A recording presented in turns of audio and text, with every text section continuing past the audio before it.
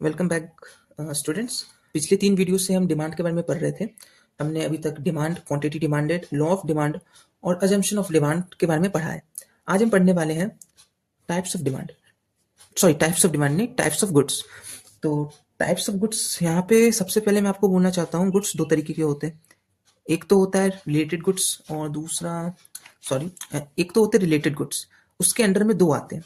एक आता है आपका सब्स्टिट्यूट गुड, दूसरा आता है आपका कॉम्प्लीमेंट्री गुड। तो सब्स्टिट्यूट गुड के बारे में मैं आपको एक्सप्लेन करता हूँ। यहाँ पे एक आके आपका रिलेटेड गुड्स, इसके अंडर में सब्स्टिट्यूट गुड्स एक जगह और इधर आ जाएगा आपका कॉम्प्लीमेंट्री गुड्स। ओके, तो सब्स्टिट्यूट गुड ऐसे गुड होते हैं जो एक दूसरे को रिजेंबल करते हैं या एक दूसरे की जगह पे यूज किया जा सकता है। जैसे चाय और कॉफी, टी एंड कॉफी होता है ना। जब आप कहीं ढाबे या रेस्टोरेंट पे जाते हो तो वेटर से पूछते हो, सर कॉफी है? तो बोलते कॉफी नहीं है, चाय है। तो आप बोलते हो ले आओ। क्यों? क्योंकि दोनों का यूज ऑलमोस्ट सेम है। एक और एग्जांपल मैं ले लेता हूँ, पेप्सी और कोको कोला। कोको कोला दोनों काली है, दोनों का स्वाद भी एक ही है। तो आप जब दुकान में जाते हो वेंडर के पास, आप बोलते हो सर पेप्सी दे दो। वो बोलता है पेप्सी नहीं है मेरे पे, कोको कोला है। तो आप बोलते हो वही दे दो। तो मतलब दोनों का टेस्ट जो होता है वो ऑलमोस्ट सेम होता है। मतलब ये एक दूसरे को रिजेंबल कर रहे हैं, एक दूसरे की जगह पर ये यूज आ रहे हैं। ठीक है, अब इसका हम रिलेशन समझते हैं प्राइस के साथ। अगर मान लीजिए कल आप मार्केट में गए और यहाँ पे आपको पेप्सी जो है वो रिलेटिवली कम प्राइस पे मिल रही है as compare to Coca Cola. मान के चलिए पहले पेप्सी जो थी वो 100 की मिल रही थी, अब वो 50 की हो गई। कोको कोला आज भी 100, कल भी 100। तो आप क्या करोगे? भाई पेप्सी कम में मिल रही है, तो आप क्या करोगे? पेप्सी की डिमांड बढ़ा दोगे और कोको कोला की डिमांड घटा दोगे। तो इससे समझ क्या आया? इससे समझ ये आया कि अगर Pepsi price of good x घट रहा है तो आप डिमांड ऑफ गुड वाई की घटा दोगे।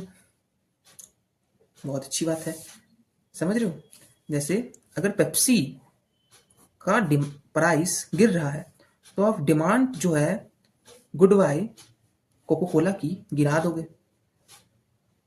मतलब यहाँ पे पॉजिटिव रिलेशन आपको दिखने को मिल रहा है, पॉजिटिव रिलेशन। जिन्होंने भी ये चैप्टर थोड़ा बहुत पढ़ा होगा घर में तो वो कंपेयर कर सकते हैं मैं किस पॉजिटिव रिलेशन और नेगेटिव रिलेशन क्या होता है।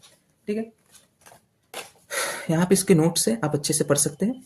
अब आ जाते हैं कॉम्प्लीमेंट्री गुड्स के बारे में। कॉम्प्लीमेंट्री गुड्स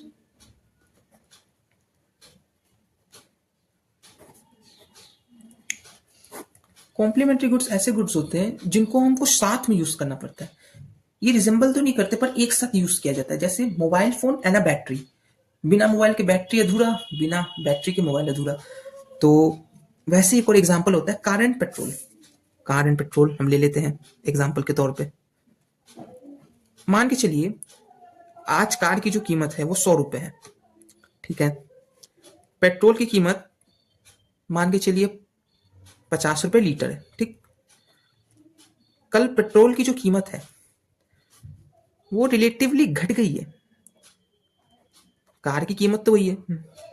तो इससे क्या होगा?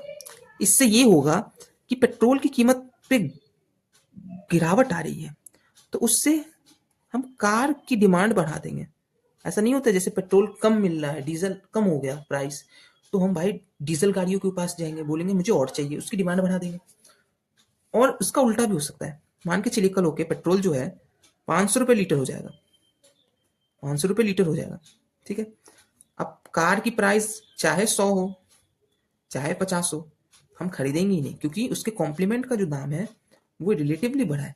तो यहाँ पे हम ये कह सकते हैं प्राइस ऑफ गुड एक्स अगर यहाँ पे बढ़ेगा बढ़ेगा तो demand for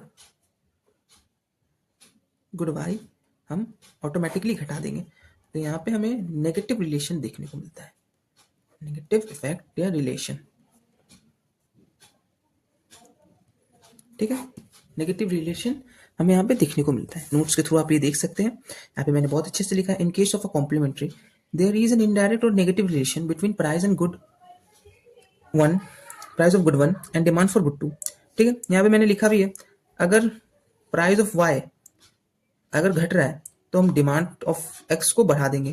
price of Y, मान के चलिए पेट्रोल बढ़ गया तो हम डिमांड ऑफ कार घटा देंगे, या डिमांड ऑफ, यहाँ प्राइस ऑफ कार जो है वो घट रहा है, ठीक है, प्राइस ऑफ कार घट रहा है तो हम पेट्रोल की डिमांड बढ़ा देंगे। और अगर यहाँ पे कार की ही प्राइस बढ़ गई तो हम डिमांड ऑफ पेट्रोल गिरा देंगे। ठीक है, तो आशा करता हूँ आपको रिलेटिव गुड्स समझ आया होगा टाइप्स ऑफ गुड्स के अंदर। कल हम और भी डिफरेंट टाइप ऑफ गुड्स के बारे में पढ़ेंगे। सो अगर आपको ऐसे और कंटेंट चाहिए तो आप मुझे इंस्टाग्राम पे फॉलो कर सकते हैं और यूट्यूब पे सब्सक्राइब कर सकते हैं। तो टिल देन बाय, और आशा करता हूँ कि आप अच्छे से पढ़ाई करें और इस चैप्टर को अच्छे से कंप्लीट करें।